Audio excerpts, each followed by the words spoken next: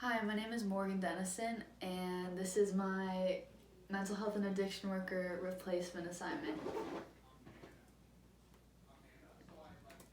So the character that I've chosen from the Fosters is Jude Adams. He's a 12-year-old boy who has just been placed in a new foster home after being removed from one where he was being physically abused. So I'm going to start off with his social history. So his family of origin, his mother had passed away when he was young, and his father was never in the picture. And he has an older sister named Callie who's been a big part of his life and has helped him through everything and acts as a mother figure to him. For social and recreational activities, he enjoys playing video games and also reading magazines. So his birth and childhood. So his older sister has been a mother figure to him since their mother passed. Jude is an overall quiet and sensitive person.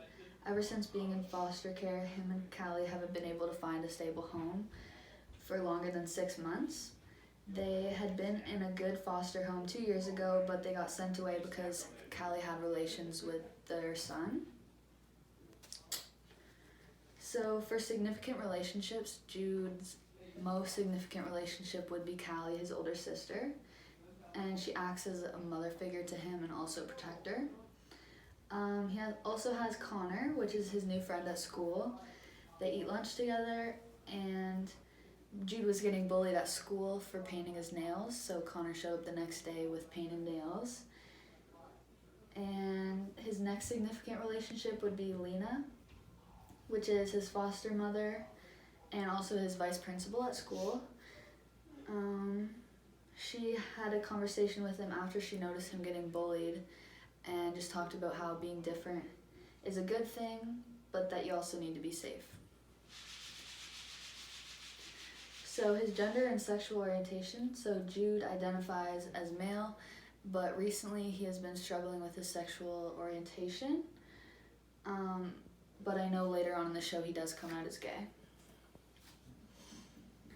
Their current living arrangements. So Jude was recently removed from an abusive foster home and placed in the foster's home with his sister Callie. The house contains Lena and Steph, which is the foster moms, Brandon, which is Steph's son from a previous marriage, and Jesus and Mariana, which are adopted twins. So education. Jude has attended 7 different schools in the past 4 years, which is a lot. When he was placed with the Fosters, they enrolled him in the same school as the rest of the kids in the home. He was enrolled in the 7th grade, but was struggling academically compared to the rest of his grade. And he has been recently receiving tutoring to help improve his grades. And he's also facing bullying at school because he did wear nail polish to school. So for medical history, Jude has been physically abused in the past by a previous foster father of his, although I'm not sure to what extent he was abused or if he received medical treatment. But he was abused because he was caught trying on the dad's dead wife's dresses. So for behavioral health, it seems as though Jude has been showing signs of anxiety and possibly post-traumatic stress disorder from his past abuse that he's endured. He's also questioning his sexual identity as well, and you can tell that he's anxious when he is first placed in the foster's home because of the way he is shy and timid. So his successes, strengths, and resources. So he's a very observant person, and he always seems to be listening, even though people may not know that he's listening. He's not afraid to express himself. He's very aware and has the ability to stand up for himself. He's becoming more comfortable in the foster's home since being there. He's made a friend at school since moving to a new school, and he has the ability to adapt to many different situations and scenarios. So my first impressions and formulations is that Jude has endured traumatic experience in his life, and you can tell by the way that he presents himself in situations that are new to him. He is trying to figure out who he is and become his own person, And Callie has always been his protector, and he recognizes that and has stuck up for himself. He has made a nice friend named Connor at his school.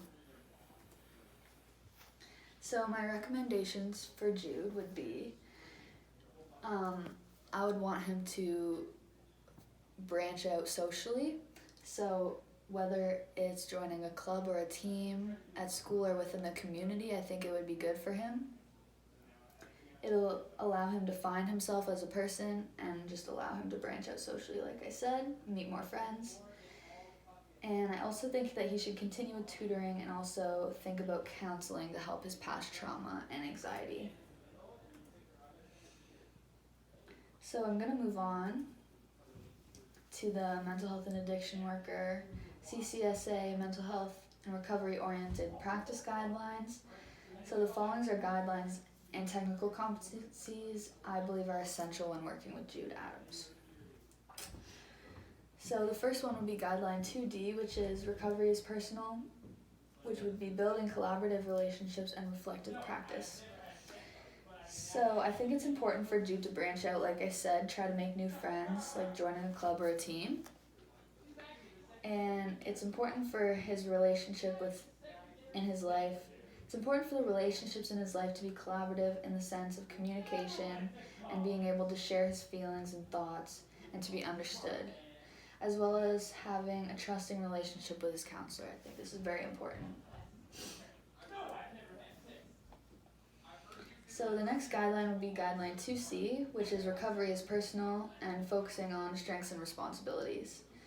I think it's important to focus and remind Jude of his strengths in case he's unaware of them himself, since he has endured physical abuse, discrimination, and bullying, and he's showing symptoms of anxiety and possibly PTSD.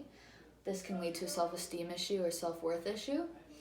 So I think just reminding him of his strengths could be very helpful to boost his self-esteem and self-worth.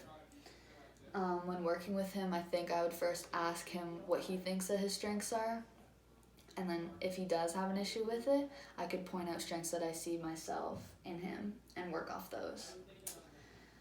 I also think personal responsibility is important for Jude to recognize in order for him to allow positive change, in order to create self-advocacy. So just important for him to realize that he has a responsibility to change.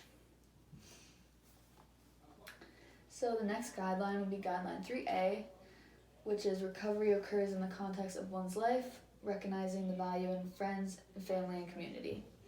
So family is important to incorporate into someone's life, and Callie is a huge part of Jude's life.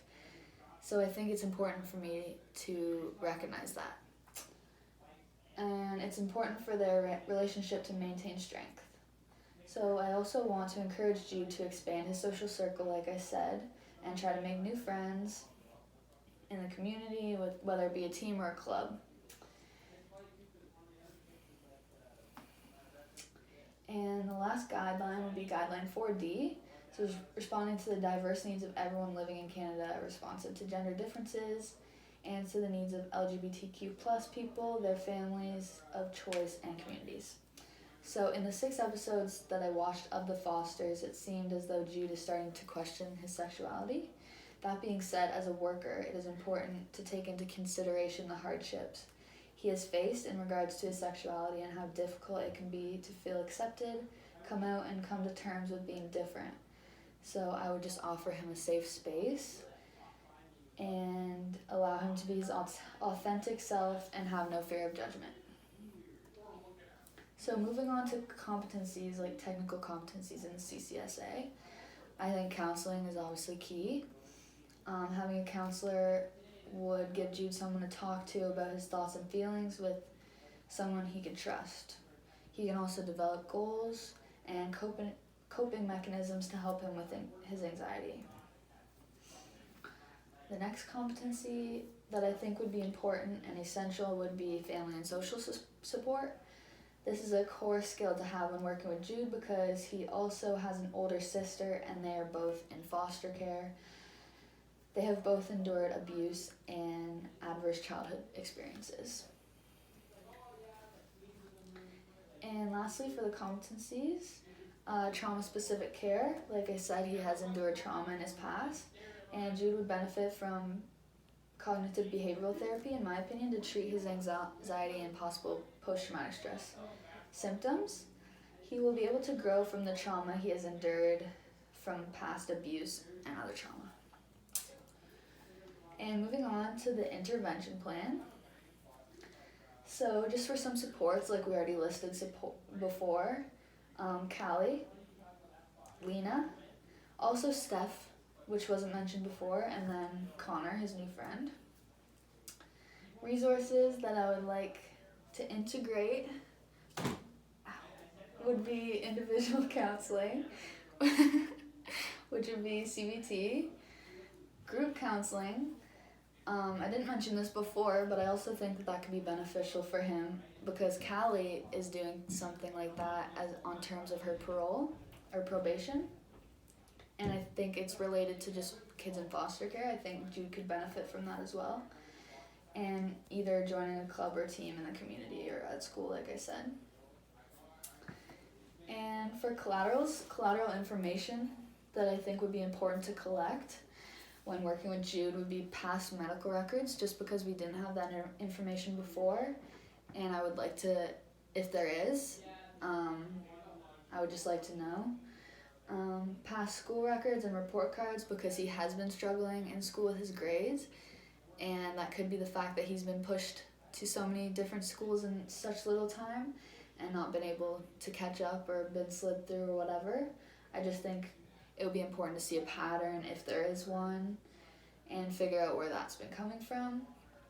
And also previous foster care reports, just to have that information and maybe get some more insight onto what type of things Jude and Callie have been through. And there's my references. Thank you.